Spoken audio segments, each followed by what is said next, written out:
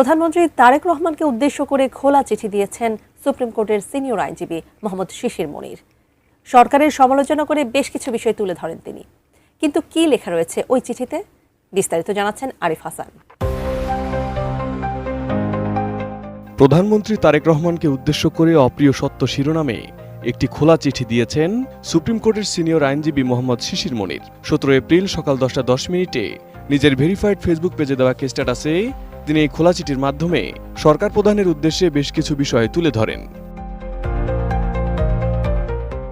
চিঠিতে শিশির মনির উল্লেখ করেন, ক্ষমতায় থাকার কারণে প্রধানমন্ত্রীর আশেপাশের অনেকেই বাস্তবতা তুলে ধরতে সংকোচ বোধ করেন কিংবা ভয় পান। সে কারণেই তিনি কিছু অপ্রিয় সত্য তুলে ধরার প্রয়োজন অনুভব করেছেন। তিনি অতিরিক্ত তোষামোদির সমালোচনা করে বলেন, অতীতে এমন প্রবণতার কারণে অনেকেই হেয় প্রতিপন্ন হয়েছেন। বর্তমানে প্রধানমন্ত্রী ও তার পরিবারকে ঘিরেও অনুরূপ চর্চা লক্ষ্য করা যাচ্ছে বলে মন্তব্য করেন তিনি। বিভিন্ন উদাহরণ টেনে তিনি বলেন, জাতীয় সংসদে প্রধানমন্ত্রীকে শিশু মুক্তিযোদ্ধা হিসেবে ঘোষণা করার দাবি টাইম ম্যাগাজিনের প্রভাবশালীদের তালিকায় অন্তর্ভুক্ত হওয়ায় সংসদে অভিনন্দন প্রস্তাব আনা, কোনো সরকারি দায়িত্ব না থাকা সত্ত্বেও তার মেয়ে জাইমা রহমানকে প্রোটোকল দেওয়া বা বিশেষভাবে উপস্থাপন করা, এসব বিষয় জনমনে প্রশ্ন তৈরি করতে পারে।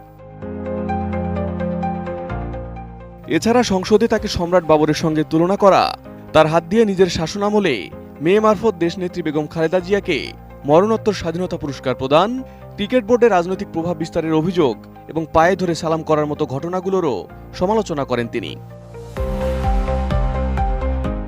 তবে চিঠিতে প্রধানমন্ত্রীর কিছু ইতিবাচক দিকও তুলে ধরেন শিশির মনির। তিনি বলেন, সাধারণ জীবনযাপন, সীমিত প্রোটোকল ব্যবহার, নিয়মিত অফিস করা এবং দায়িত্বশীল আচরণ, এসব বিষয় ব্যতিক্রমী উদাহরণ হিসেবে বিবেচিত হতে পারে।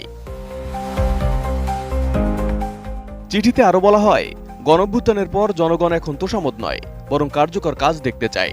জনপ্রিয়তা নির্ধারিত হবে কর্মদক্ষতা ও সততার ভিত্তিতে, এমন মত দেন তিনি।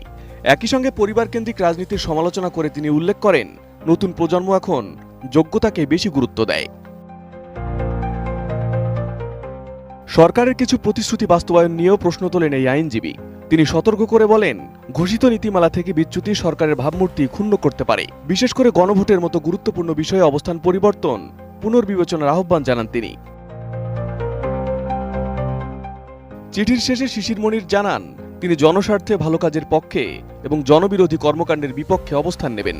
একই সঙ্গে প্রধানমন্ত্রীর সুস্থতা ও কল্যাণ কামনা করেন তিনি।